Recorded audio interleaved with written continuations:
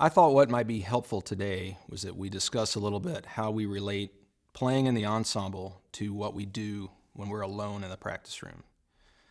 And there's a number of ways we can do that. The first, and one of the things we concentrate on in the Marine Band as we're playing, especially when we have a long, taxing rehearsal or a concert, is to try to remain as relaxed as you can. It can often be difficult, especially for us. We're sitting in uniform, we're trying to look professional. You have to kind of switch that part of your brain off and think about the things you need to do to remain relaxed. So one of the things I like to do is, especially deals with how I sit and how I hold my trombone. So the first thing we see a lot of, especially with young players, is we see people sitting and they really are gripping the trombone, they're working very hard. So one of the things we think about, and I think about all the time, is to sit up with good posture. You don't have to be rigid, but definitely sit up straight. And we put our horn up. And one of the key things about this is that we don't bring our face to the trombone. We put the trombone up to our face. So I'm sitting, and I bring the horn up to my face.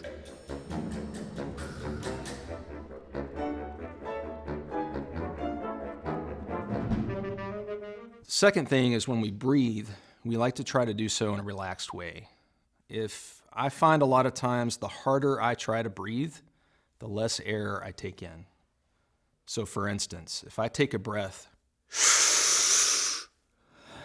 I feel very tight. I'm trying really hard, which makes it seem like you're doing the right thing. But oftentimes if I can relax a little bit and take an easy breath in, I get a much better result. And I don't have all this tension up here when I play.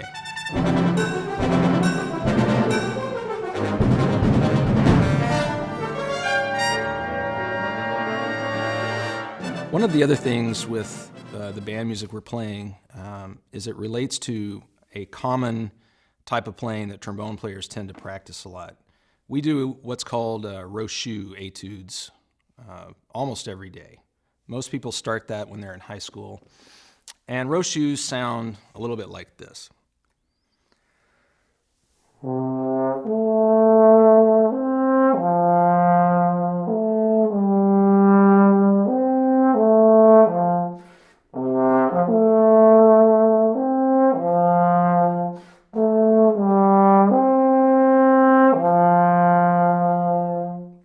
So they're very lyrical, easy-sounding vocal etudes.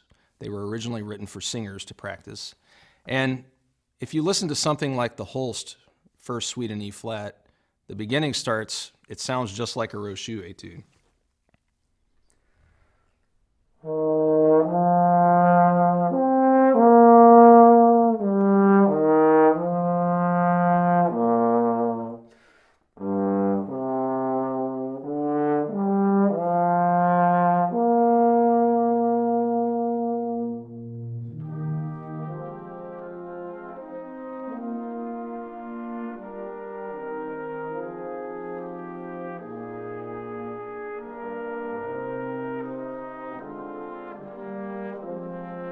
To me, those things relate to each other very well. And if I can play in the band like I play in the practice room, then it goes a long way towards keeping a healthy sound coming out of the trombone. And I try to do that whether I'm playing inside, in Sousa Hall with the Marine Band, or whether I'm out on the parade deck on a ceremony or a long funeral or something where I'm playing outside and I have to play loud all the time. I try to keep that relaxed feeling in my playing as much as I can.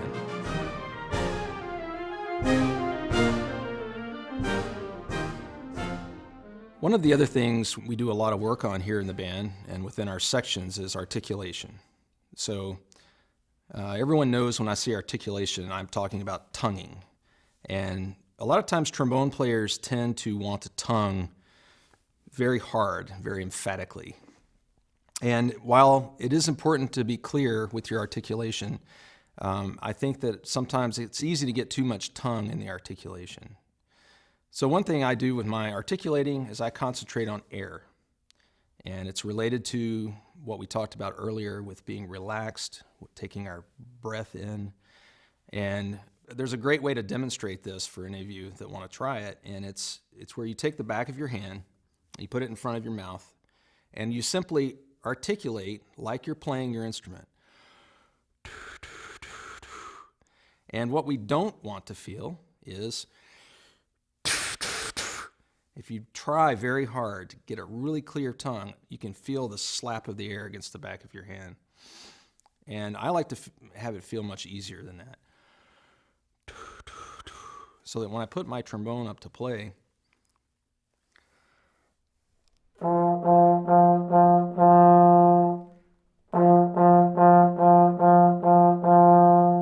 we want to avoid where I'm really getting a hard tongue at the beginning. So the air behind the tongue is what gives us some clarity to it.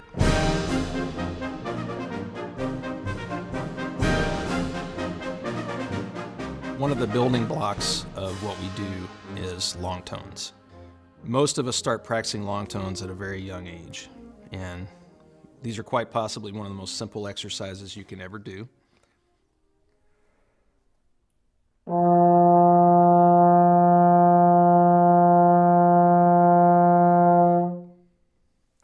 So the goal is to start the note clearly and just maintain the sound and have a nice ending to the note that doesn't dip in pitch or doesn't rise in pitch, and where we have that great sound carrying through the entire note.